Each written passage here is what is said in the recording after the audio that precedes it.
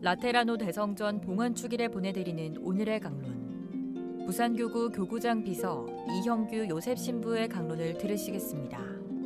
오늘 복음은 요한복음 2장 13절에서 22절까지의 말씀입니다.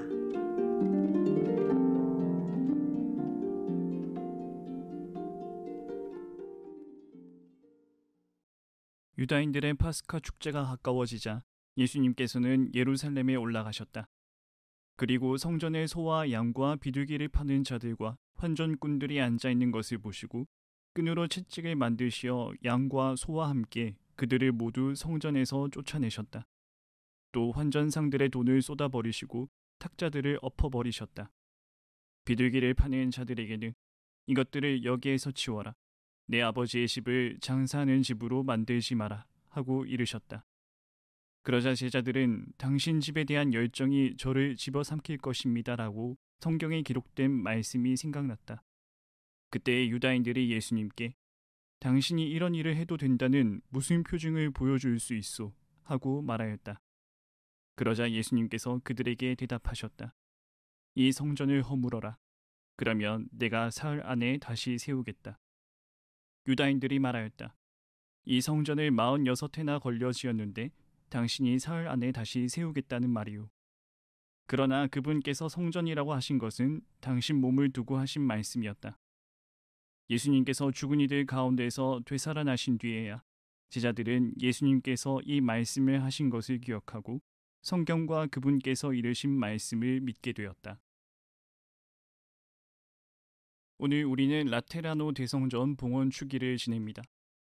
왜 이 성당 봉헌의 축일을 지내는지 많은 이유들이 있습니다만 몇 가지만 살펴보겠습니다.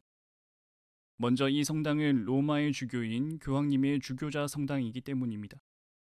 둘째로 라테라노 대성당은 베드로 대성당이 지어지기 이전 거의 1000년에 가까운 기간 동안 교황님들이 머무셨던 곳이었습니다.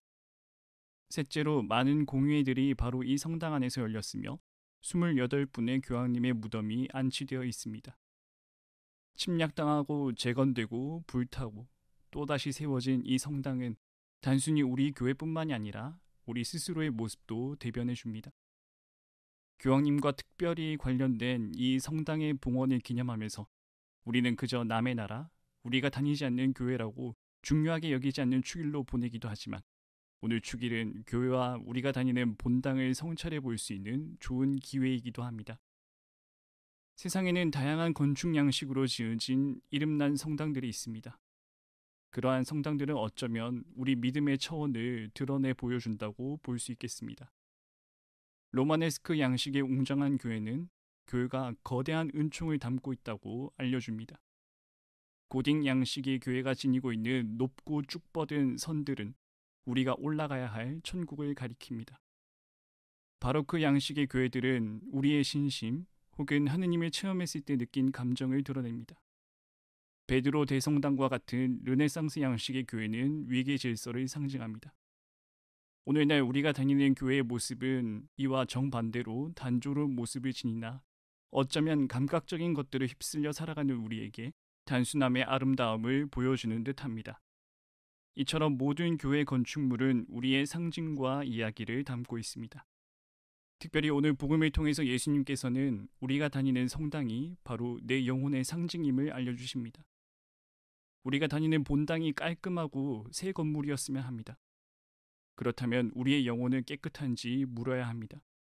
성당의 음향 장비가 좋아서 잘 들렸으면 합니다.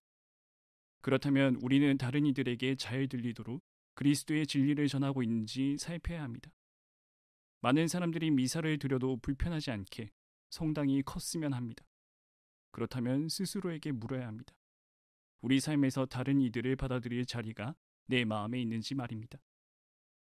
라테라노 대성전 봉헌 축일을 맞아 이러한 점들을 묵상해 보면서 우리 동네 근처에 편히 갈 수 있는 본당이 있음에 감사드리면 좋겠습니다. 전국 방방곳곳에 있는 성당들은 어쩌면 하느님께서 바라시는 목적이 지금 이루어지고 있음을 나타내는 표징이기도 합니다. 어려운 세상 속에서 그 자리를 묵묵히 지키고 있는 우리 각자의 본당은 구원과 은총 그리고 그리스도께서 늘 우리 가운데 함께 하신다는 것을 일깨워 줍니다. 크고 작던 오래되건 새로이 지어진 성당이건 그곳은 시간과 영원히 만나는 곳이며 하느님과 인간이 만나는 곳입니다.